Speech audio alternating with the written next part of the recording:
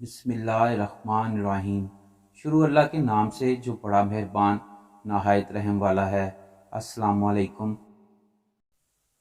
एक मर्तबा किसी ने कारी अब्दुल बासित से पूछा, कारी साहब आप इतनी मज़े लेकर कुरान पाक पढ़ते हैं, आपने कभी कुरान पाक का कोई मोजज़ा देखा है?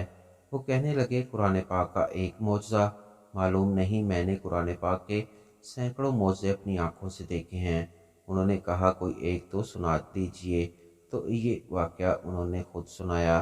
कारी साहब फरमाने लगे, ये इस वक्त की बात है जब जमाल अब्दुल नासर मिस्र का सदर था। इसने रूस का सरकारी दौरा किया। वहाँ पर कम्युनिस्ट हुकूमत थी।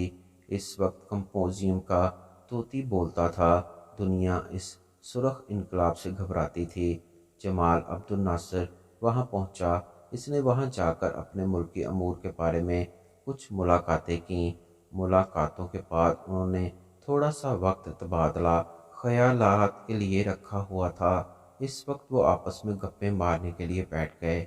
जब आपस में गप्पे मारने लगे तो इन कम्युनिस्टों ने कहा, जमाल अब्दुल नासर, तुम कहाँ के मुसलमान बने फिरते हो? हमारी सुर्ख किताब को संभालो जो कंपोजियम का बुनियादी माखज़ था।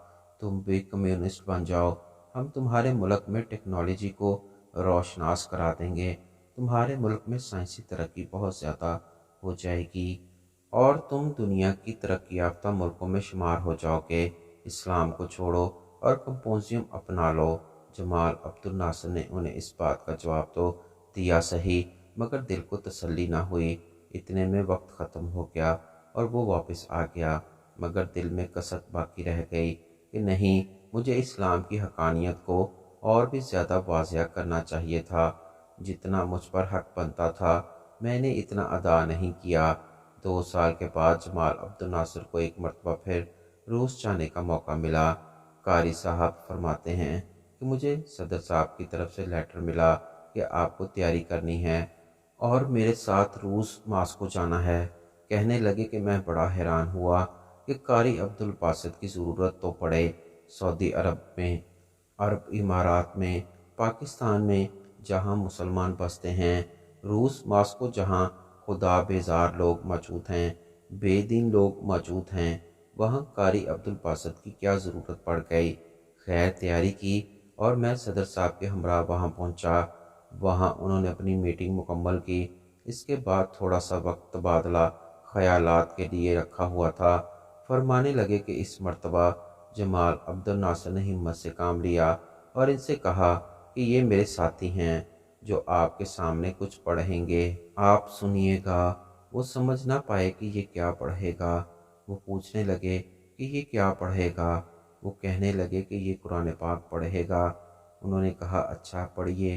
फरमाने लगे कि मुझे इशारा मिला और मैंने पढ़ना शुरू कर दिया। मैंने सूरत ताहा को पढ़ना शुरू कर दिया, जिसे सुनकर किसी दौर में हज़रत उमर बिन अब्दुल अज़ीज़ भी ईमान लाए थे। मैंने जब 2 रुकू तलावत करके आँख खोली तो कुरान पाक का मौजज़ा अपनी आँखों से देखा कि सामने बैठे हुए कम्युनिस्टों में से 4-5 आदमी आंसुओं से रो रहे थे। जमाल अब्दुल नासर ने पूछा, जनाब आप रो क्यों रहे हैं? वो कहने लगे, हम तो कुछ नहीं समझे कि आपके साथी ने क्या पढ़ा है, मगर पता नहीं इस कलाम में कुछ ऐसी तासीर थी कि हमारे दिल मोम हो गए, आँखों से आंसू की झड़ियाँ लग गईं और हम कुछ नहीं बता सकते कि ये सब कुछ कैसे हुआ।